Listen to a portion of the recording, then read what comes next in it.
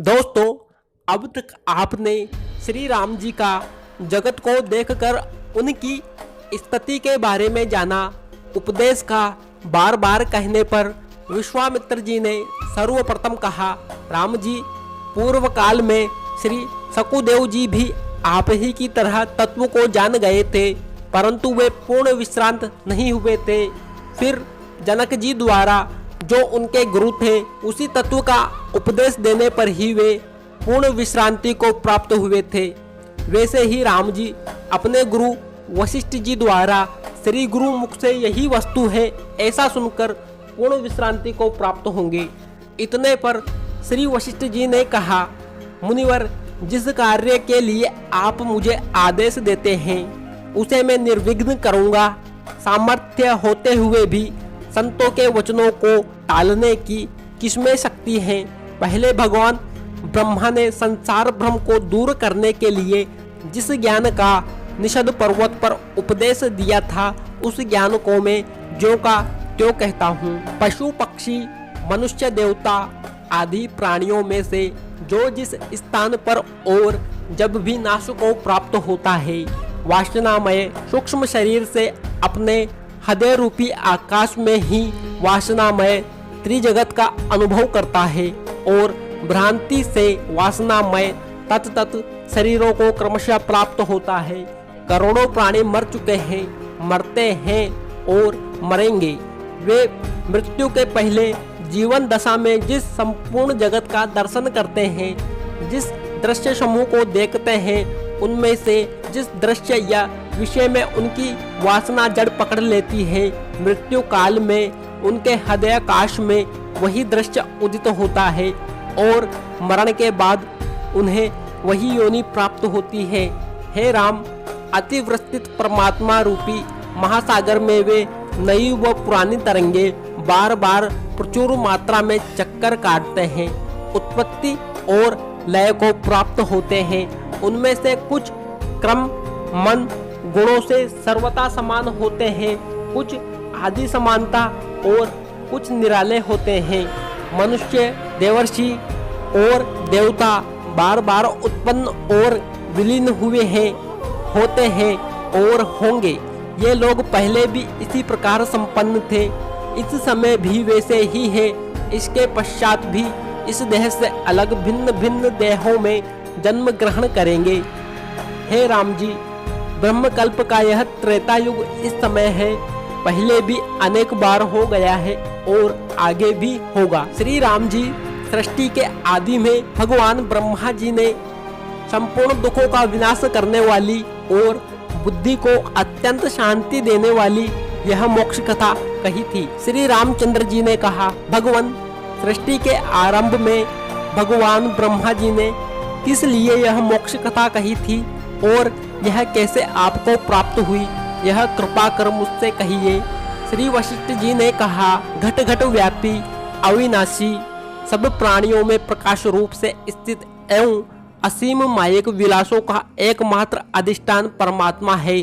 उस परमात्मा से विष्णु जी जैसे सागर में तरंग उत्पन्न होती है, वैसे उत्पन्न हुए और विष्णु से चतुर्मुख ब्रह्मा की उत्पत्ति हुई है। श्री रघुकुल तिलक, जैसे कि मन विविध विकल्पों की सृष्टि करता है, वैसे ही वेद और वेदार्थों के महान परिज्ञाता ब्रह्मा जी ने देवताओं और मुनियों की मंडली के साथ संपूर्ण प्राणियों की सृष्टि आरंभ की। उन्होंने जम्बूद्वीप के एक भाग इस भारतवर्ष में लाभ और हानि से दुखी, जन्म मरणशील एवं मानसिक और शारीरिक व्याधियों से पीड़ित विविध प्राणियों की सृष्टि की।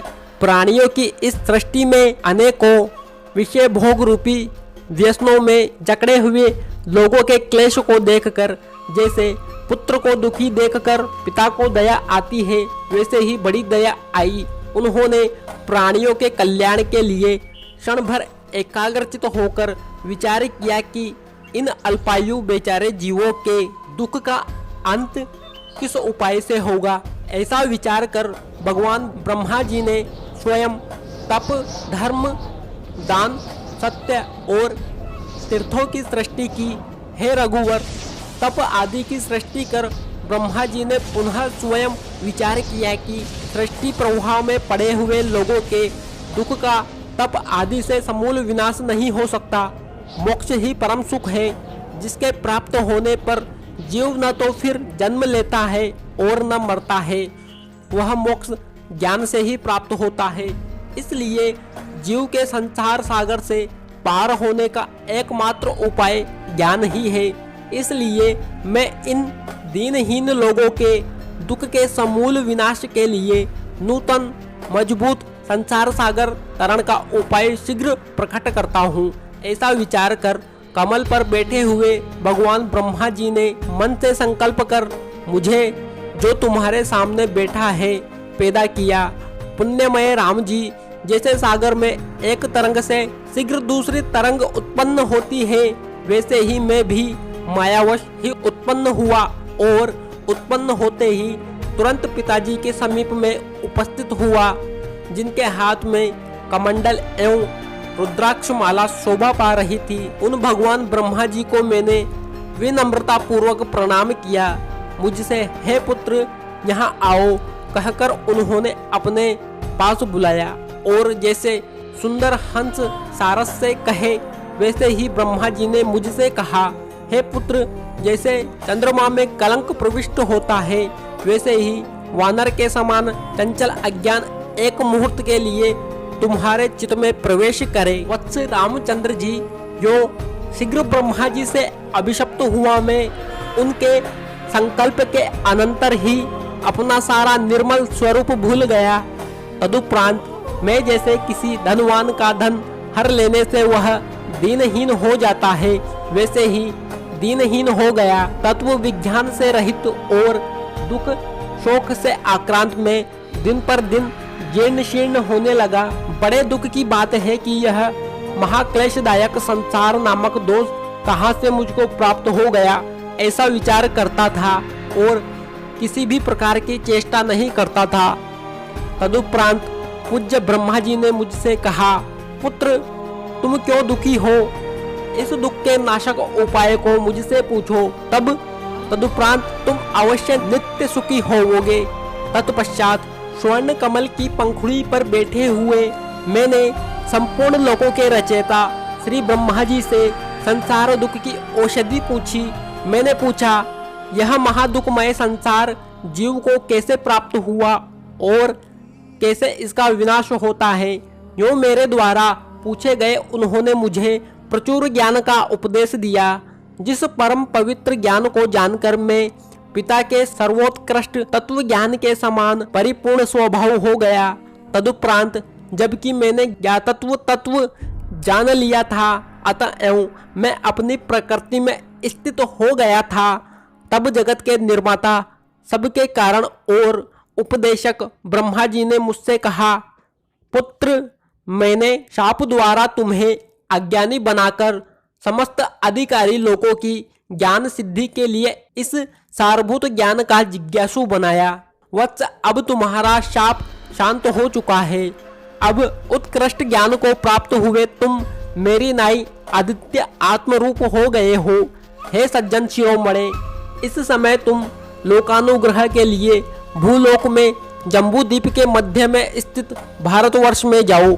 वत्स, वहाँ पर महामति तुम कर्म कांड में परायण लोगों को क्रम से शोभित होने वाले कर्म कांड रूपी कर्म कांड क्रम से ही उपदेश देना, क्योंकि कर्म परायण अज्ञानियों की बुद्धि में संदेह उत्पन्न नहीं करना चाहिए, ऐसा न्याय है। और जो लोग विचारशील, विरक्त और अतीन्द्रिय तत्व के ग्रहण में समर्थ हो, उन्हें आनंददायक ज्ञान मार्ग का उपदेश देना। हे रघुवंश शिरोमणि, इस प्रकार पिता ब्रह्मा जी द्वारा आज्ञप्त मैं इस लोक में रहता हूँ और जब तक इस लोक में अधिकारी पुरुष रहेंगे तब तक रहूँगा। श्री वशिष्ठ जी ने कहा, हे पुण्यचरित, ज्ञान का पृथ्वी पर अवतरण, अपने जन्म, ज्ञानाविरोध, पुनः ज्ञान प्राप्ति और श्री ब्रह्मा जी का कार्य, यह सब मैं आपसे कह चुका हूँ। अब आपका चित्त महान पुण्य के उदय से उस ज्ञान को सुनने के लिए अति उत्सुक हो रहा होगा। उस ज्ञान को आगे मैं कई युक्तियों द्वारा कहूँगा ही। वीडियो को लाइक करें, शेयर करें, चैनल को सब्सक्राइब करें। इससे अगले वीडियो का नोटिफिकेशन आपको मिल जाएगा।